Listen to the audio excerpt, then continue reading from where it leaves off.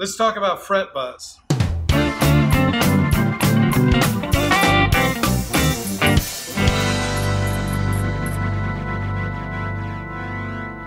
Everybody who's built a guitar, built a cigar box guitar, has probably run into the problem at one time or another.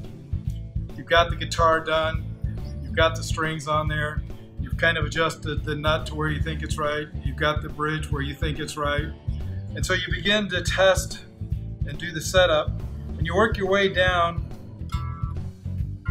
You fret the string at every fret. Sounds pretty good so far. But somewhere at some point, you begin to hear a fret buzz. What is actually happening is that you may fret the string here, but somewhere between this point and the bridge, there's another fret that's high enough that it's actually touching the string, or as the string begins to be plucked, as it begins to revolve, it's actually hitting the fret. And that's not good. The first step in that process is to identify which of the fret, or in some cases which of the frets, are the ones causing you the problem. Now sometimes there's a temptation just to either jack the bridge up or jack the nut up, get the strings up really high and kind of solve the problem. But it's kind of a constant battle, and something we want to focus on is to try and get the action right, to try and get the strings to the right height, to get them close to the frets, to make it playable. So you really got to try and balance that and get that close.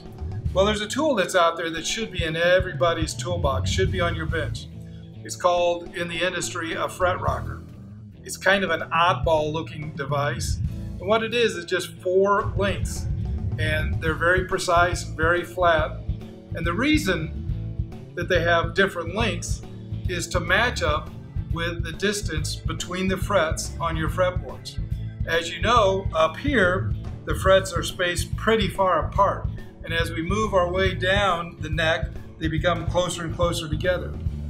This works by being attached or laying on top of 3 frets at a time. So that's why it's longer. So you see the longest length goes up here on this end where the frets are the farthest apart. And the idea is to see if you can rock it. And that would tell you that the one in the center is high relative to the other 2. And I can't rock it here, it's nice and flat. Actually, sometimes when it's such a great difference, you can actually hear it click, but you can certainly feel it with your hands. And as we move down, what we do is we begin to change the layout of the fret rocker to different lengths. So we come down here, we go to the next size, still nice and flat. And as we move on down, we'll find the next size that works.